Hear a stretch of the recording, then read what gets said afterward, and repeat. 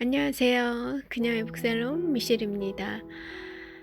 네, 너무나 추운 날들이 지속되고 있어요. 잘 지내고 계신 거죠?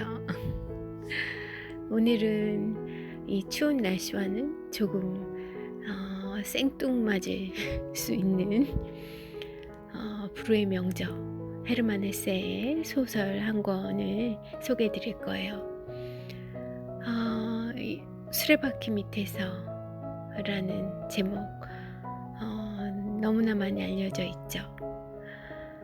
그렇지만 아마 내용은 모르시는 분들이 많을 겁니다. 천부적인 소질을 지닌 한 소년이 비인간적인 어른들의 세계에서 상처를 입게 되고요. 점점 좌절해 가다가 결국 삶의 무거운 수레바퀴 밑에서 자신을 지키지 못하고 인생을 마감하게 되는 그런 스토리예요. 작가 자신 헤르만 헤세의 성장기의 체험이 짙게 배어있는 그런 수작입니다. 우선 작가 헤르만 헤세에 대해 좀 소개를 드려볼게요.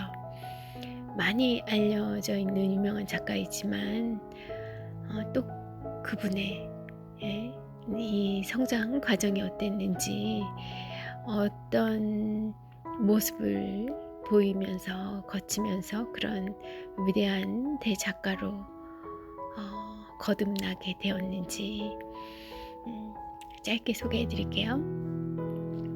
독일의 소설가이자 시인인 헤르만 헤세는 1877년 남부 독일의 슈바벤에 위치한 작은 마을 칼프에서 태어납니다. 아버지는 목사님이었고요. 외할아버지는 군데르트라는 분이셨어요. 외할아버지도 유명한 신학자이자 인도학자셨습니다. 그 외할아버지의 영향을 많이 받으면서 자랐다고 해요. 이 헤르만 헤세 분이요.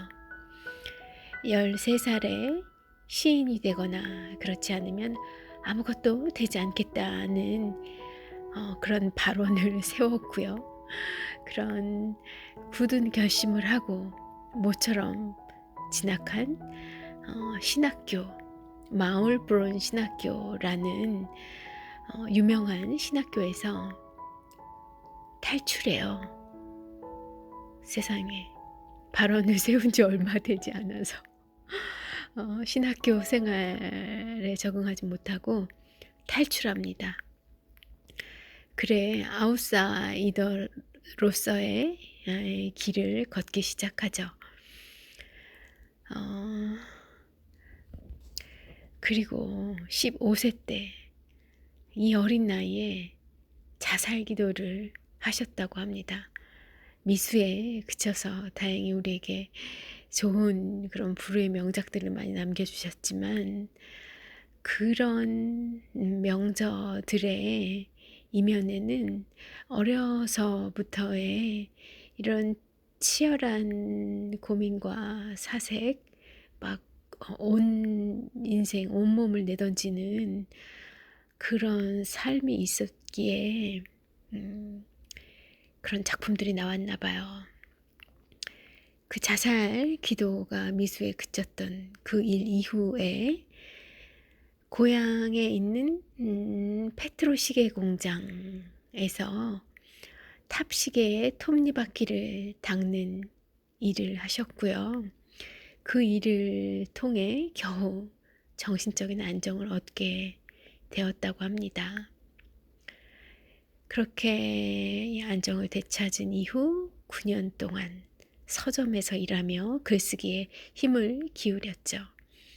우리에게 많이 알려져 있는 이 헤세의 이력은 이 9년간의 서점에서 일했던 그 이력, 그러면서 동시에 글을 썼던 하루키와 같은 그런 삶, 그거 그런 이력은 알려져 있지만 이렇게 학교에서 탈출하고 그리고 자살을 시도하고 이랬던 그런 성장기의 경험들은 사실 저도 안지 얼마 안 됐어요. 베를린의 피셔사의 권유로 집필한 장편 페터 카멘친트가 1904년에 세상에 나오게 됐고 그 책을 통해 문단에 데뷔하셨고요.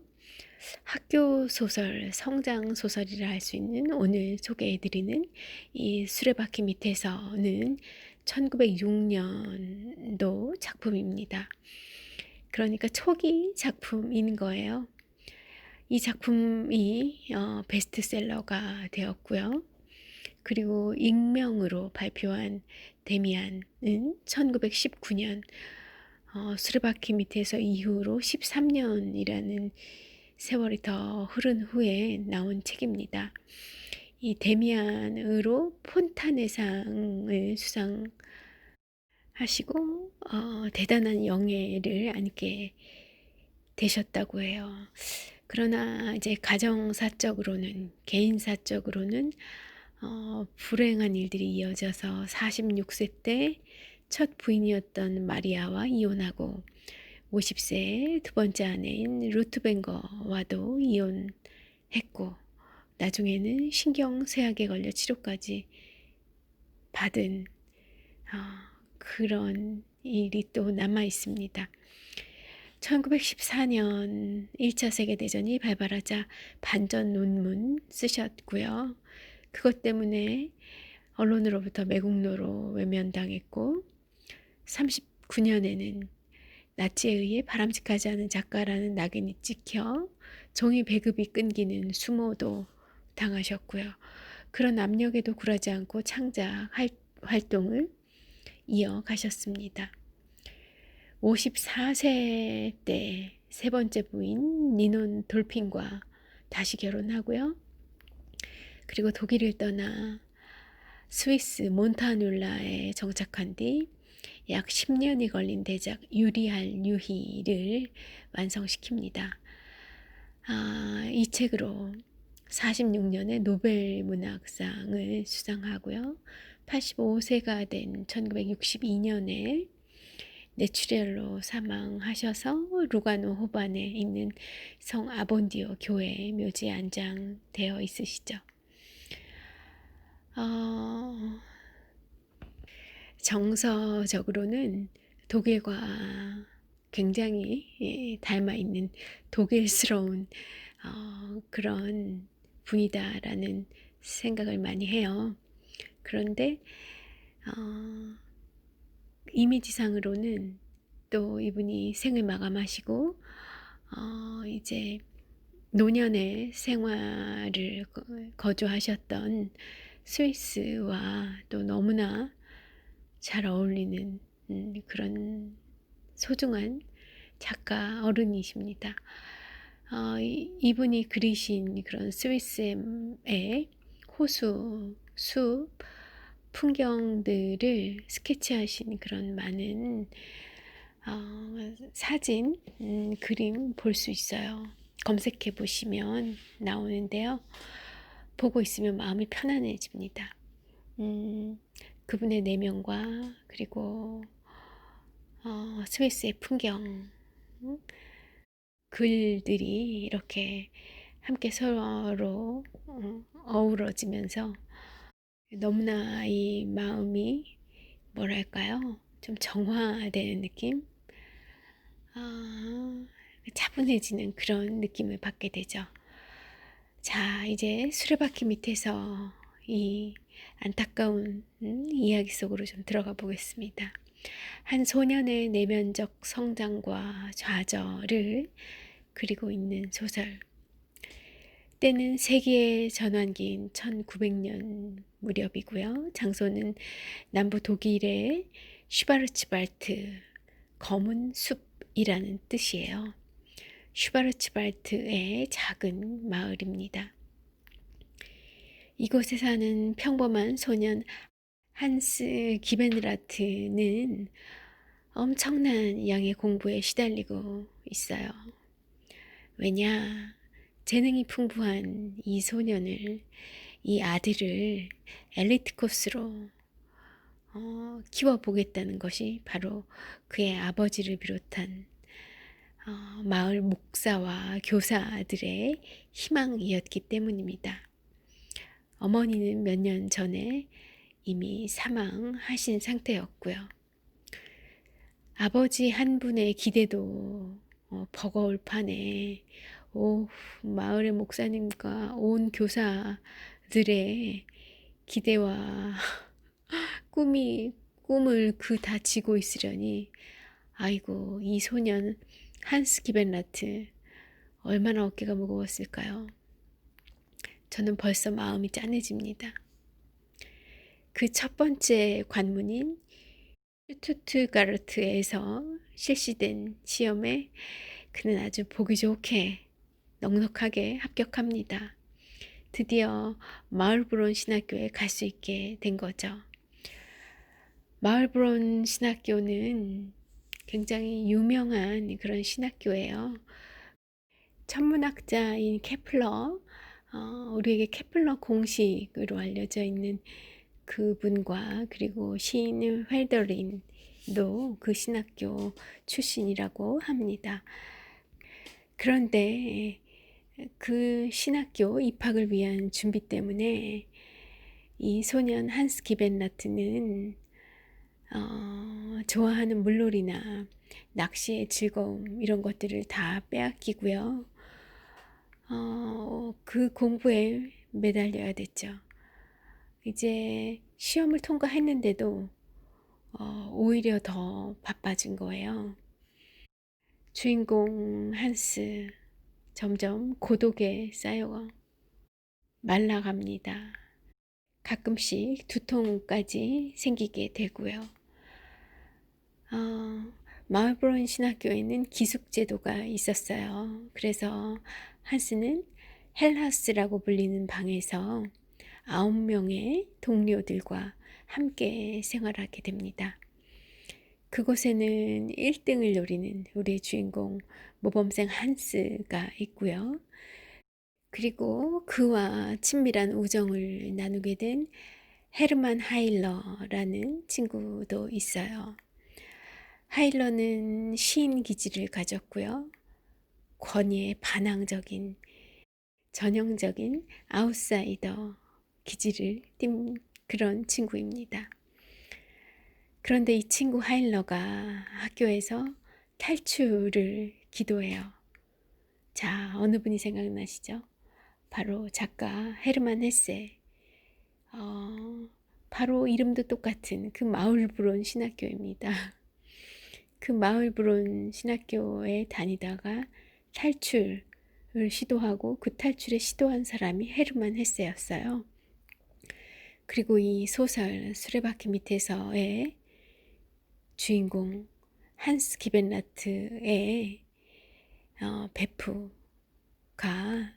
탈출을 시도한 겁니다. 소설 속에서는요. 결국 퇴학 처분을 받아요. 베프가 잘려나간 겁니다. 한스는 한층 더 고립되고요. 그리고 이제 학업 성적도 점차로 떨어지게 됩니다. 학업에 흥미가 없어진 거죠. 엎친 데 덮친 격으로 신경질환까지 앓게 되고요. 결국엔 고향으로 돌아갈 수밖에 없는 상태에 이르러요. 먼저 잘려나간 베스트 프렌드 헤르만 하일러처럼 이제 한스 기벤라트도 중도 퇴학이 되어버린 거죠. 그래 집으로 돌아갈 수밖에 없게 됩니다.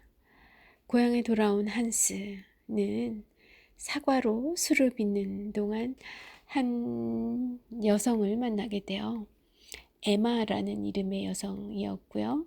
그녀에 대해 아주 환상적인 사랑을 느끼게 됩니다. 그 나이에 있을 수 있는 뭐 충분히 응당 있어야 하는 일이죠. 그동안 공부하느라, 그리고 더군다나 그 공부 과목이 신학이다 보니까 더 억누르고 외면해야 했던 그런 감정, 사랑, 이런 것들을 이제 좀 제약 없이 자유롭게 누릴 수 있는, 그 감정을 충분히 느껴볼 수 있는 상태가 되었으니 자연스럽게 찾아오겠죠. 사랑이요. 그런데 그 사랑은 결국 그녀에게 희롱당한 채로 끝나버려요. 이 또한 있을 수 있는 일인데 말이죠. 그런데 이 청년 한스에게는 큰 상처가 되었을 것 같아요. 학교로부터도 버림받고, 마음을 내가 주었던 그녀 사랑의 대상으로부터도 배반당했다는 그런 느낌, 자살 충돌로 이어질 수 있는 그런 우려가 좀 생기죠. 그리고 때마침 아버지의 재촉이 있어요. 취직에 대한 압박이죠. 그래, 고향 마을 친구 아우구스트가 일하고 있는 기계 공장에 주인공 한스도 취직을 합니다. 잘 나가던 신학도의 모습에서 많이 인생의 길이 바뀌어요. 그렇게 이제 공장으로 매일 출근을 하고, 그러다가 어느 일요일에 친구 아우구스트 등과 함께 근교로 하이킹을 하러 간 한스, 우리의 주인공 한스가 술을 많이 마시고요. 그렇게 술을 많이 먹은 상태로 자기도 모르게 강물로 들어갑니다.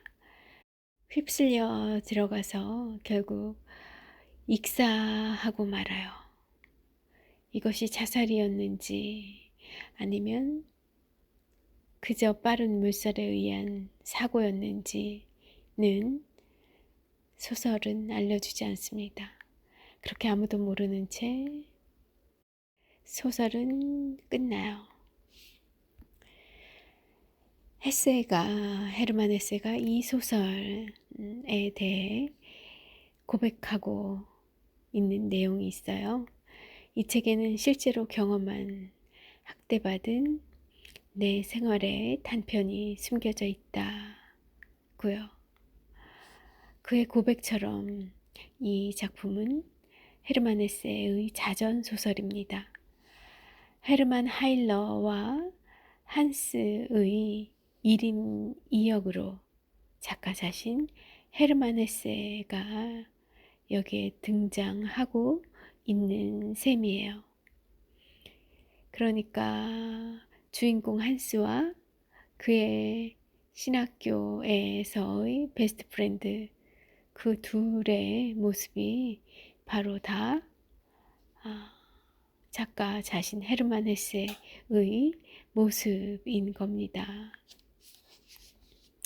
그의 실제 경험이고요. 수레바퀴 밑에서라는 이 멋있는 제목은요, 힘을 빼면 안 됩니다. 그러면 수레바퀴 밑에 깔려 죽게 되니까요. 라면서 친절한 제안은 그 신학교 교장 선생님의 말에서 따온 거래요. 수레바퀴 밑에 깔려 죽게 되니까 힘을 빼지 말라라고 그 신학교 학생들에게 강조하셨던 거죠. 어떠세요?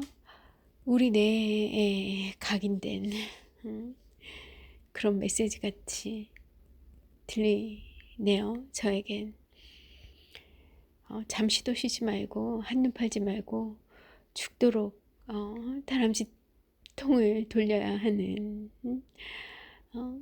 그것을 절대 멈추지 말고 밖으로 탈출할 생각도 하지 말고 옆을 쳐다보지도 말고 오로지 계속 그 다람쥐통 을 에서 낙오하지 않게 쉼 없이 페달을 밟으라는 이 자본주의의 메시지. 도대체 그 자본이 뭐간데 도대체 그 자본을 굴리는 사람이나 불리는 사람이나 시스템을 움직이는 사람이나 모두 다 패자일 뿐인 승자가 없는 그 속에 오로지 돈만이 승자인 이런 체제 속에 우리를 가두어 두기 위한 그런 구호? 자동에 입력된 구호, 주문 같은 그런 문구가 아닌가 해요. 수레바퀴 밑에서 깔려 죽지 않으려면 계속 힘을 빼지 말고 잠시도 쉬지 말고 페달을 밟으시오. 제가 좀 변형을 해봤습니다. 처음으로 연애라는 감정을 느꼈던 그 에마와의 사랑에서도 에마가 공세로 나오면 마치 수레바퀴에 닿은 달팽이처럼 더듬이를 끌어들이고 껍데기 안으로 숨어드는 이 순진한 주인공 한스가 이제 삶의 지배되어서 180도로 바뀐 그 생활, 마을 공장에서 하루 종일 일하게 되고요. 죽고 싶을 정도로 비참한 기분으로 하루 종일 시계를 흘끔거리면서 자포자기한 그런 심정으로 작은 톱니를 마구 휘젓는데요. 이 톱니 또한 하나의 수레바퀴라고 생각할 수 있습니다. 그런 하루하루 과정을 겪으면서 한스는 학교와 또 사회라는 수레바퀴 밑에서 죽음의 그림자 속으로 질질 끌려 들어가고 말아요. 순수한 마음으로 이 소설을 읽는 사람이라면, 읽으신다면 누구나 이 가련한 소년의 운명 앞에서 눈물 짓게 됩니다. 이유 모를 눈물이 흐르실 수 있어요. 그 이유를 대신 설명해 드리자면 아마 내 모습이 보이기 때문인지도 몰라요. 그럴 거예요. 아마 인정하고 싶지 않을 수 있지만 그러니까 적극적으로 내가 삶을 선택하고 내가 원하는 삶을 살아내지 않으면 이렇게 삶의 수레에 남들의 시스템에 의해 질질 끌려 당하는 그렇게 나는 없고 그렇게 그들만 있는 그들 인생의 도구로 내 인생이 전락해버리는 그런 삶을 살게 될 수 있는 거죠. 헤르만 헤세가 즐겨 선택한 이 익사라는 소재가 눈에 들어와요. 헤세는 이 익사라는 소재를 즐겨 썼어요. 수레바퀴 밑에서에서도 헬라스에서 함께 생활했던 베프 힌딩거가 마을브론 신학교의 연못에 빠져 죽죠. 그리고 클랭조어의 마지막 여름이라는 또 헤르만 헤세의 다른 소설에서는요, 리타이버라고 자기 이름을 말하는 주인공이 나와요. 리타이버는 이태백이에요. 그 중국의 시인 있죠. 물에 비친 달 그림자를 잡으려다가 익사한 이태백 시선 으로부터 따온 이름이 바로 리타이버입니다. 역시 익사와 좀 관련이 있죠.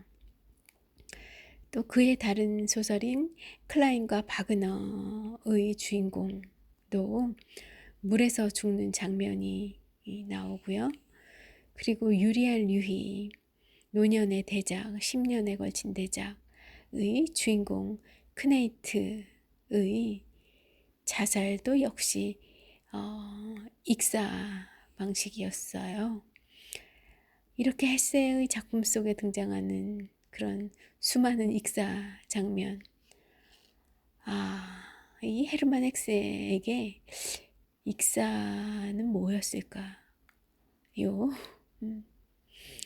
아마 작가는 물에 몸을 던져서 그리고 저항하지 않고 물에 빠졌는데 허우적거리거나 나를 구해달라거나 물 밖으로 다시 나오려는 그런 아무런 행위를 하지 않고 그렇게 밑바닥에 닿을 때까지 가만히 그 죽음을 받아들이는 그런 상태에서 어떤 삶의 끝에 다다르는 그런 이미지를 소설 속에 표현해내고 싶었는지도 모르겠어요. 이 소설 수레바퀴 밑에서에서 한스가 신학교 선생님들에게까지 외면당한 그 시절에 묘사하는 부분에는요, 익사가 좀 비유적인 의미로 사용되고 있는데요. 가녀린 소년이 어찌할 바를 몰라 하며 짓는 그런 미소의 그늘 속에 그 미소의 뒤에는 사실 파멸해가는 한 영혼이 물에 빠지지 않으려고 덜덜 떨면서 절망적으로 주위를 둘러보고 있는 그 모습을 아무도 보지 않았다고 피를 토하는 듯한 처절함으로 울부짖고 있는 그런 상황이 묘사되기도 합니다.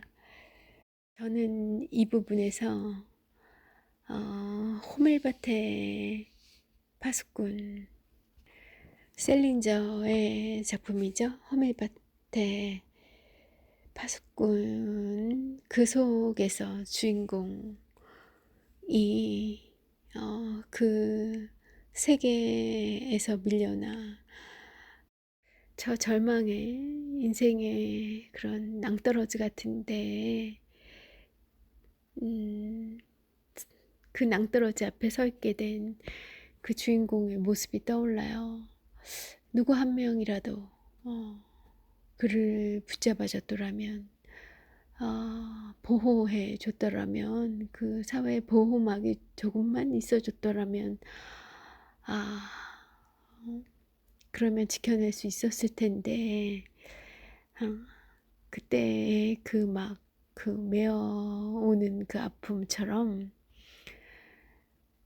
좀 전에 소개해드린 그 익사에 대한 비유 그 부분도 그렇게 마음이 메어옵니다.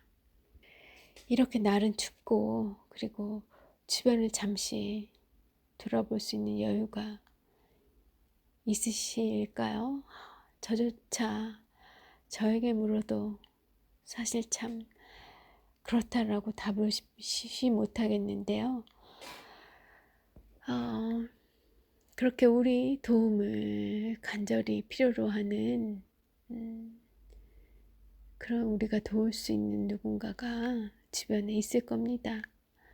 외면하지 말고 도움의 손길을 내어줄 수 있는 그런 겨울, 그런 우리 였으면 해요. 제가 요새 보고 있는 이제 다른 책들에서는 그런 모든 선행이 남을 돕는 것 같지만 사실은 다 나를 구하고 나를 돕는 일이라 하더군요.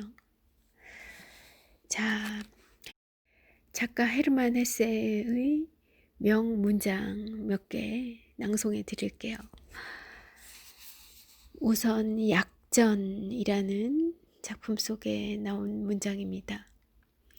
태어날 때부터 나는 어린 양과 같아서 비눗방울처럼 떠다니기 쉬웠지만 규율에 대해서는 어떤 종류의 것이건 특히 소년 시절에는 항상 반항적인 태도를 취했다. 너는 무엇을 해야 한다는 말을 듣기만 해도 나의 마음은 완전히 그것을 외면하려 했고 성격도 점점 더 고집스러워졌다. 이런 특성이 나의 학교 시절에 얼마나 큰 불리함으로 작용했는지는 상상하기 어렵지 않을 것이다. 그래요. 주변에서도요. 같이 고생을 많이 했겠지만 가장 고생스러운 것은 본인이었을 것 같죠. 아이고, 그런데 이 문장 속에서 또 저의 모습도 많이 보이네요. 네, 그리고 수필 제멋대로라는 수필 속에 담겨있는 다른 문장이 있는데요. 들어보세요. 내가 사랑하는 유일한 덕목의 이름은 바로 제멋대로이다. 제멋대로인 자가 복종하는 것은 신성한 자기 속에 있는 유일하고 무조건적인 규칙, 곧 자기가 가진 그대로의 마음이다. 아이고, 이 문장에서도 또 저는 미셸이 보입니다. 저에게 아웃사이더 기질이 있는 걸까요? 그리고 소설 데미안에 나오는 문장이에요. 실제로 내가 살아보려고 시도한 방법은 저절로 내 안에서 나왔을 뿐이다. 어째서 그것이 그렇게까지 힘들었을까? 아이쿠야, 어떻게 이 말도 헤세의 말인 동시에 미셸의 말이네요. 그래서 제가 헤르만 헤세를 좋아하나 봐요. 그리고 어쩌면 이 헤세가 이렇게 불멸의 작가가 되고 그의 작품이 이렇게 오랜 세월이 지났는데도 여전히 사랑받고 또 읽히고 다시 읽히고 그렇게 되는 이유는 헤세와 같은 저와 같이 헤세를 좋아하는 사람들이 그렇게 살고 싶은 그와 유사한 사람들이 그렇게 많다는 뜻 아닐까요?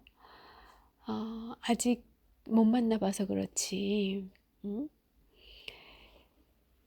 정말 많은 분들이 사실은 동일한 바램을 동일한 본성을 우리 안에 다 가지고 있는 건 아닐까 싶기도 하고요. 요즘 날은 춥고 실내에 머물게 되는 시간이 어쩔 수 없이 많아지고요. 이런 때 정말 심금을 울리는 그런 내 인생의 책들 여러 권 발견하시는, 챙겨가시는 그런 시간이시길 부디 바래 드려요. 홈쇼핑, 저는 TV를 거의 키지 않습니다만, 홈쇼핑 이런데 보면요, 막 그 쇼핑 호스트들 달변 엄청나잖아요. 모두 같이 챙겨 가시는 겁니다. 막 많이들 그러는 거 같더라고요. 그런 거 챙겨 가시는 건 그닥 큰 도움은 되시지 않을 겁니다.